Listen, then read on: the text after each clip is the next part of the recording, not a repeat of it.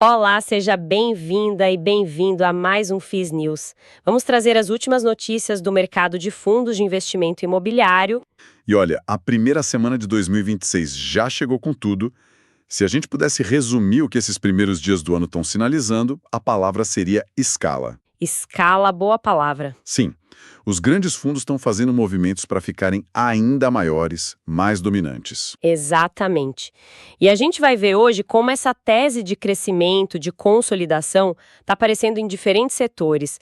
Temos um Fiagro valorizando seus ativos, um gigante da logística redesenhando as próprias regras para engolir concorrentes. E fundos de shopping fazendo aquisições de peso. Isso. Vamos mergulhar nisso, então? Começando pelo começo, né?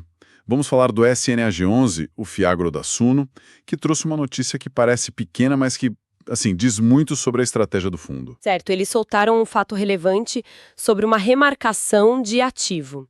O resultado foi um aumento de pouco mais de 4,5 milhões de reais no valor justo dos imóveis do fundo. Uhum. Na prática, isso sobe o valor patrimonial da cota em uns 7,5 centavos. Minha pergunta é: ok, o valor no papel sobe um pouquinho, mas isso não vira dividendo amanhã. O que essa remarcação realmente sinaliza? Ótima pergunta, porque ela vai direto ao ponto. Isso sinaliza a força do tijolo dentro de um fiagro. Muitos fiagros são focados em crédito, né? No CRAs. Certo. O SNAG 11 tem uma posição bem relevante em terras, em ativos reais.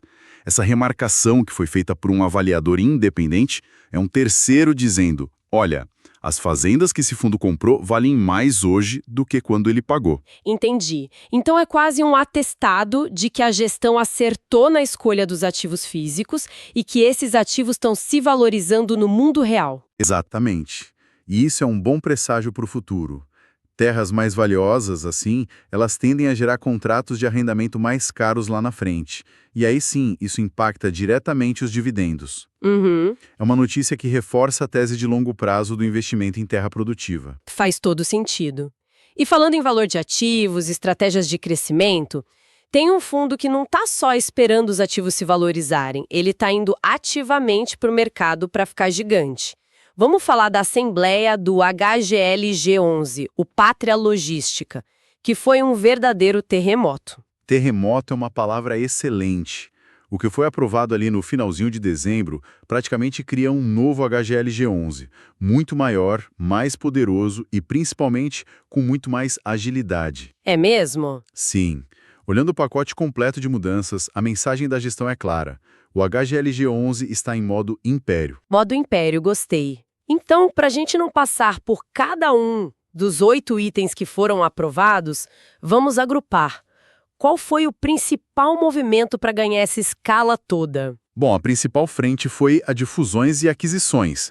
Eles aprovaram a incorporação de 3 outros fundos, o LVBI11, que é um player super relevante no setor, e outros 2 FIIs da Brookfield, o Guarulhos e o Aracaju. Nossa! Basicamente, o HGLG11 vai absorver os ativos e os cotistas desses fundos, dando um salto imediato em patrimônio.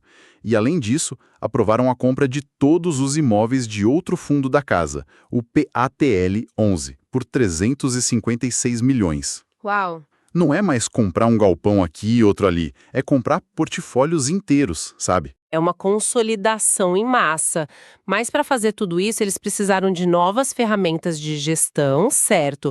E aí entra um ponto que sempre gera debate: a aprovação para comprar ativos conflitados. Esse nome já assusta um pouco. Pois é. Isso não quer dizer que a gestora ou Pátria pode vender ativos dela mesma para o HGLG11, talvez por um preço mais amigo? É exatamente esse o risco.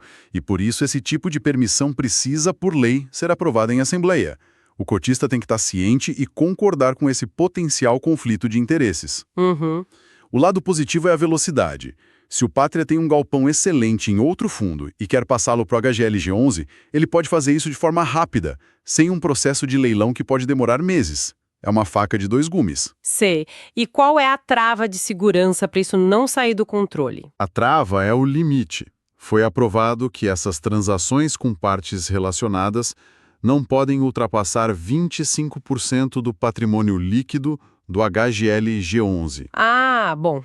É um teto para mitigar o risco de que o fundo vire um veículo para comprar só os ativos da própria gestora. Ok, então eles podem crescer absorvendo outros fundos e comprando ativos de forma mais ágil? E para financiar tudo isso também mudaram as regras de emissão de cotas, né? Sim, e essa é outra mudança crucial. Agora, o gestor pode deliberar sobre novas emissões sem precisar convocar uma assembleia para cada uma. Isso dá um poder e uma agilidade imenso para captar dinheiro. Imagino. Some a isso a permissão para o fundo recomprar as próprias cotas e prestar garantias, e você tem um canivete suíço de ferramentas de gestão. Olhando o quadro geral, com tanto poder na mão da gestão, o cotista não corre o risco de virar só um passageiro sem voz ativa nas grandes decisões daqui para frente? Essa é a grande questão de governança que essa Assembleia levanta. O investidor do HGLG11 está essencialmente dando um voto de confiança enorme na gestão do Pátria. Certo. A aposta é que, com essa liberdade, a gestão vai gerar mais valor do que se estivesse amarrada por processos mais burocráticos.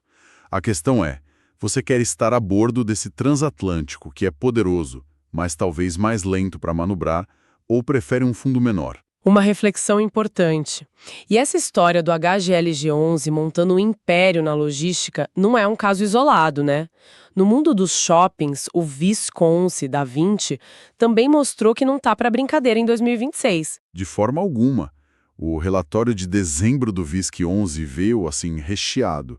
Primeiro, concluíram a aquisição do Midway Mall, e Natal, um ativo enorme que já deve adicionar uns 3 centavos por cota no resultado mensal. Que ótimo! E mal virou o ano, no dia 6 de janeiro, eles anunciaram a assinatura de um memorando para comprar 10% do BH Shopping. BH Shopping é um ativo icônico, o primeiro da Multiplan. Comprar um pedaço dele não deve ter sido barato. Qual o racional por trás disso? O racional é qualidade e resiliência. Ativos troféu como esse costumam performar bem mesmo em cenários difíceis. A gestora estima o yield médio de 11,4% nos primeiros 3 anos. 11,5%. Traduzindo, para cada R$ 100 que o fundo investe, a expectativa é que o shopping gere R$ 11,40 de resultado por ano. É um retorno bem atrativo. Ok, o fundo está em modo de aquisição, o que é um sinal de otimismo, mas no mesmo relatório, um ponto me chamou a atenção. A reavaliação anual dos ativos resultou numa queda de 4,22% no valor patrimonial da cota.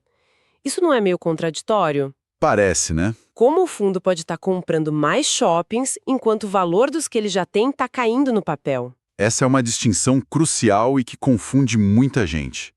A reavaliação é um ajuste contábil, uma fotografia do valor dos imóveis num momento. Pensa como reavaliar o valor do seu apartamento. Certo. Não saiu nem entrou um centavo no caixa do fundo. É um efeito que não impacta a geração de receita, o dividendo. Entendi. Então, o que importa mesmo para o dividendo são os indicadores operacionais, o dia a dia dos shoppings. Exatamente. E aí os números são muito fortes. Os dados de novembro mostram que as vendas por metro quadrado cresceram 5,6% e o resultado operacional, o NOI Caixa, subiu 4,8%. Bons números. E o mais impressionante, a taxa de ocupação atingiu 95,3%, o maior nível dos últimos 5 anos. Isso mostra que a operação está voando. Uau! É esse dinheiro que entra dos aluguéis que paga os dividendos e financia o crescimento. E com essa operação forte, eles continuam guardando dinheiro em caixa, certo? Sim, e muito. O fundo gerou 89 centavos por cota em dezembro e distribuiu 81. Essa diferença vai para uma reserva que já soma R$ 1,15 por cota. É bastante. Eles têm um colchão de liquidez que é praticamente uma cama king size. Isso dá uma segurança enorme e, ao mesmo tempo, caixa para aproveitar oportunidades como a do BH Shopping. Falando em bom desempenho e reservas, isso parece ser uma tendência. O relatório do HSML 11, o HSI Malls, também veio nessa linha, mas com um número que salta aos olhos. O retorno total da cota em 2025 foi de 40,2%. É um número espetacular. Totalmente. Para comparar, o IFIX, que é a média do mercado, subiu 21,1%. O HSML 11 entregou quase o dobro. Como eles conseguiram isso? Qual foi a mágica? Mágica não tem, mas tem uma combinação de fatores bem executados. Primeiro, a operação dos shoppings também vai bem. O NOI cresceu 9% em novembro, com destaque para o Super Shopping Osasco e para o metrô Tucuruvi. Uhum. O próprio relatório admite que teve um efeito não recorrente ali de luvas no estacionamento, mas o crescimento orgânico foi sólido. A ocupação também é altíssima, 96,6%. Ok, a operação tá redonda, mas só isso não explica um retorno de 40%. Não explica. O grande diferencial, na minha visão, foi a percepção de valor através do desenvolvimento. O relatório destaca a expansão do Shopping Uberaba.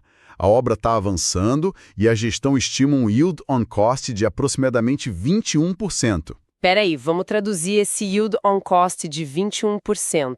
Claro, é a mesma lógica do yield do BH Shopping, mas aplicada a uma obra.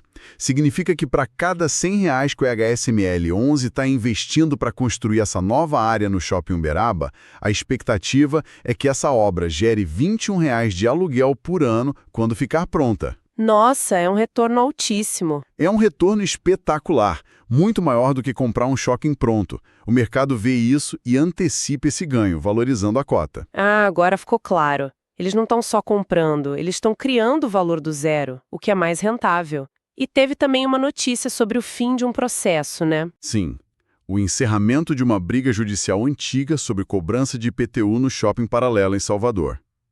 O mais importante é que não teve impacto no caixa. O dinheiro para pagar o acordo já estava guardado. Entendi. A notícia é boa porque elimina uma contingência fiscal, um risco que estava no radar. É como tirar uma nuvem cinza de cima do fundo. Então, juntando as peças, operação sólida, projetos de expansão com um retorno altíssimo e a resolução de pendências jurídicas. Foi essa combinação que fez o mercado se apaixonar pela cota do HSML 11 em 2025. Exatamente.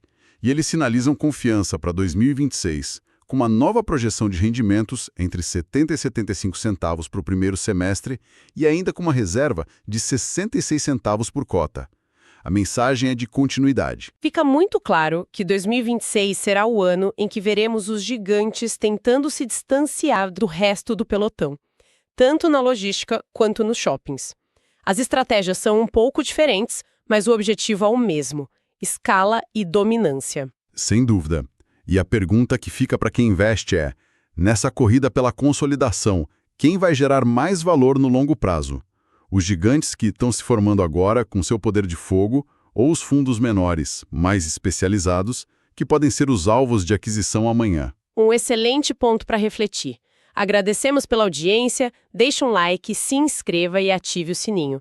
Deixe também o seu comentário. Estamos no YouTube, no Spotify e no TikTok. Até o próximo episódio. Tchau, tchau!